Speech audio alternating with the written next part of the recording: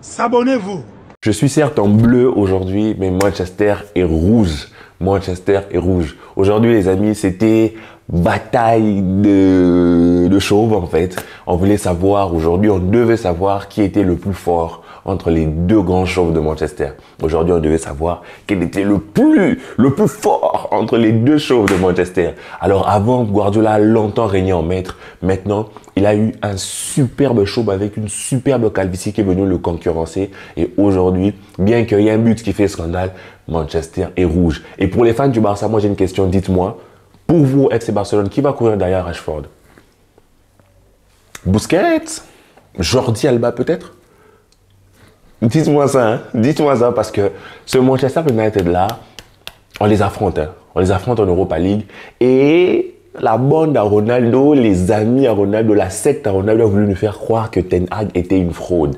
A voulu nous faire croire, nous faire avaler que cette équipe de Manchester United ne valait rien sans Ronaldo. Depuis que Ronaldo est parti, cette équipe est transformée. Rashford était totalement perdu. Rashford, on ne le connaissait pas. Rashford, moi, je ne savais pas si Rashford avait arrêté sa carrière. Je pensais peut-être que Rashford était lancé dans des études universitaires parce que le mec, il a son doctorat. Ben non. Le gars arrive, Ten Hag arrive, il prend le mec, il le met en confiance, il le met dans une bulle. Et aujourd'hui, on a un Rashford qui répond présent à tous les matchs. Un Rashford qui a trop le flow, il porte bien son statut de super-héros de Manchester. En tout cas, Manchester rouge jusqu'à la prochaine rencontre. Manchester restera rouge. De l'autre côté, on a vu une équipe de Manchester City, franchement, c'est un peu décevant ce que j'ai pu voir de Manchester City. Entre la première période et la deuxième période, il y a bien sûr une amélioration. Mais dans l'ensemble, tu as remarqué, tu constateras si tu as suivi le match, que Manchester City, c'est plus le rouleau grand compresseur que c'était. Il y a plein de joueurs qui ont été vraiment en dessous de leur rendement, qui ont eu des moments où ils étaient absents dans le match. Haaland, ben, il sert à rien. Franchement, c'est vrai, Haaland, c'est un buteur. Haaland, c'est un buteur. Il marque énormément de buts. Mais le Boug, quand il marque pas, il sert à rien. Il sert à rien. Il était là sur le terrain, il touchait pas les ballons, il n'a pas eu les opportunités. Il était là en train de... Tu vois, limite, quand je le voyais, je me disais, mais Alan, tu n'as qu'à vaquer à d'autres occupations. Tu peux sortir, va prendre un thé, va prendre un café, je vais te faire un nouveau brushing, quelque chose comme ça. Mais sur le terrain, on l'a pas vu du tout. Et en première période, c'était encore plus flagrant. En première période, il y avait une possession stérile de Manchester United, de Manchester City, pardon. Ils ont le ballon, ils tournent avec le ballon. J'avais presque l'impression de voir un peu notre cher Barça. Je me disais, mais vous faites tout ça.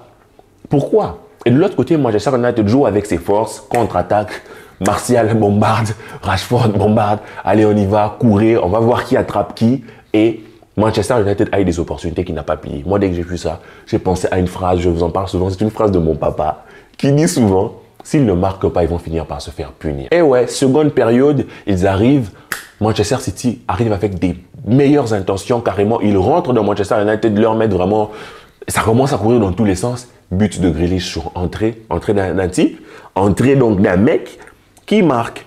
Les fans du Barça, il y a un mec, il est rentré, il a marqué. Chez nous, imaginez, on est mal. Tu fais rentrer qui marque?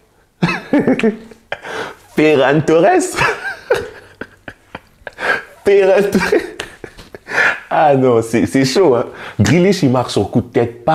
Moi, j'ai vu ça, je me suis dit, bon, c'est fini, Manchester United sera sous l'eau. Et bien sûr, c'était sans compter l'arbitre. L'arbitre qui nous a fait je sais pas, une Matteo Lahoz. En fait, action Rashford hors jeu tous les jours de l'année. Rashford était méga hors jeu. Donc, Rashford il était à 300 mètres devant. Mais on dit qu'il ne fait pas action de jeu. Pourtant, oui, il fait action de jeu. Il veut prendre le ballon, mais il hésite. Après, il y a Bruno qui marque. C'est... Que vous dire? Que vous dire? Il y a hors-jeu clairement, il y a hors-jeu cette action-là. Je pense que dans tous les stades du monde, ça se siffle. Mais apparemment, non. Apparemment, les arbitres étaient aveugles. Je ne sais pas ce qu'ils ont fait. Mais ce but-là a été un tournant pour le match. Un tournant dans ce match-là. Parce que juste après, un autre but de Rashford qui vient clouer le bec. Mais c'est magnifique. Moi, c'est que je tiens à signaler dans ce match déjà. Commençons. Dans l'ensemble, on a vu un Manchester United sérieux. Franchement, nous les fans du FC Barcelone, je ne sais pas si tous qui me suivent là, vous êtes fans du FC Barcelone, mais on va jouer contre eux. Donc quand je vois ce Manchester, c'est un Manchester United très sérieux. Et à l'heure actuelle, on ne peut pas se permettre en fait de se dire d'être trop confiant et tout. Je me souviens à l'époque quand on tirait Manchester United, nous on était confiants parce qu'à l'époque ils galéraient avec leur CR7. CR7 qui foutait que dalle, ils étaient en train de perdre, ils avaient des matchs en temps de 6, il n'y avait aucun contenu, mais maintenant ce n'est plus le cas. Donc à l'époque on était en train de flex, maintenant on flex plus. Hein. Maintenant on va jouer contre eux, ça sera de l'autre côté que sera le stress parce que l'équipe qu'ils ont créée, la dynamique qu'ils ont créée, et la manière dont ils remportent ce match chez eux à la maison, c'est tout simplement magnifique, sachant que notre match contre c'est le 15. C'est bientôt, genre.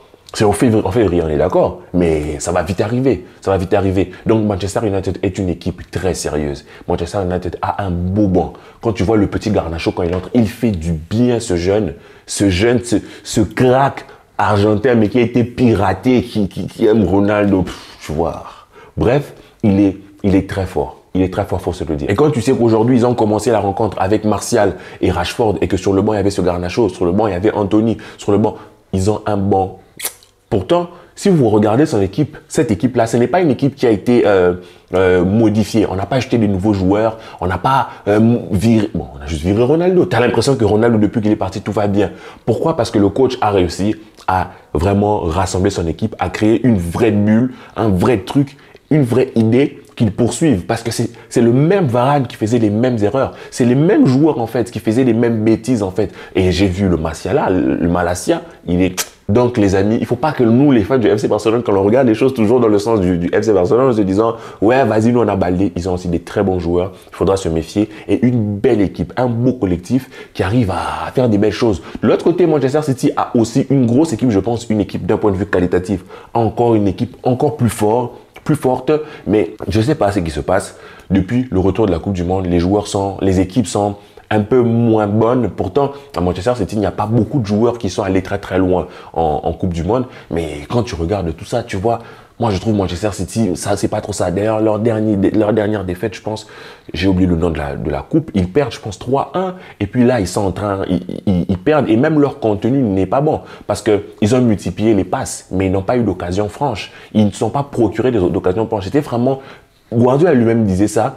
Il n'aime pas le tiki-taka, les passes à outrance. Lui, ce qu'il veut, c'est créer des opportunités, créer du déséquilibre. Mais aujourd'hui, on l'a pas vu. Aujourd'hui, j'ai vu un Manchester United vraiment sans inspiration. Un Manchester City, pardon, excusez-moi.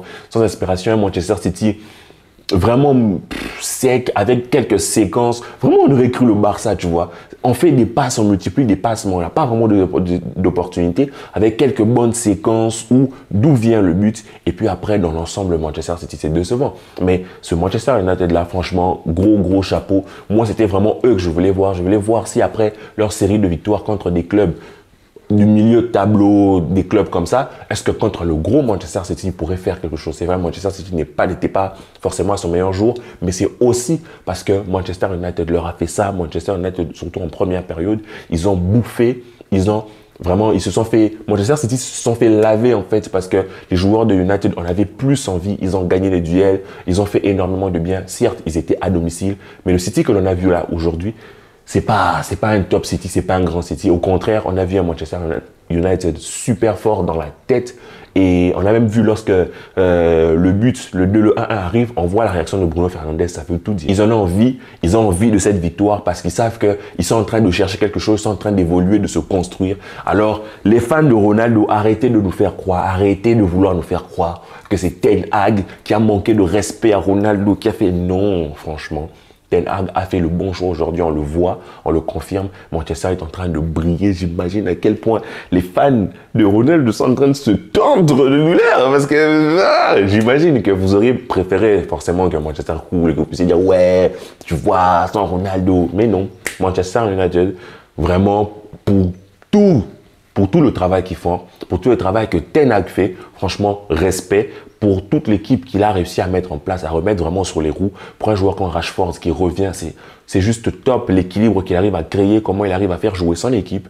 Alors, moi, en tant que fan du FC Barcelone, Courage à Xavi, j'espère qu'il va trouver un bon petit plan pour aller chercher la bombe que sont tous les attaquants de Manchester United en termes de vitesse, d'explosivité et de prise dans le dos. Ça va pas être évident. Je sais pas qui on va mettre derrière. Je sais pas qui va gérer notre milieu de terrain, qui sera au mitard comme on dit. Mais il faudra vraiment être super concentré avec eux parce que cette victoire contre Manchester City va leur faire encore plus de bien, surtout à cause de la physionomie du match. Un match qu'ils ont globalement dominé en termes d'opportunités, d'occasion. Donc eux, dans leur tête, ils vont se dire sur le FC Barcelone, ils vont y aller sérieusement parce que à tous les matchs, ils vont sérieusement. On a vu leur milieu de terrain qui était aussi super.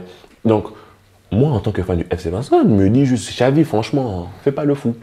Fais pas le fou. Déjà qu'à Skip, contre le Real de Madrid, Xavi veut mettre 4 milieux de terrain pour nous remettre encore Busquets. Xavi, fais pas le fou. Je vous laisse avec ça, les amis, que la paix soit sur vous. On se retrouve pour les prochains matchs et peace.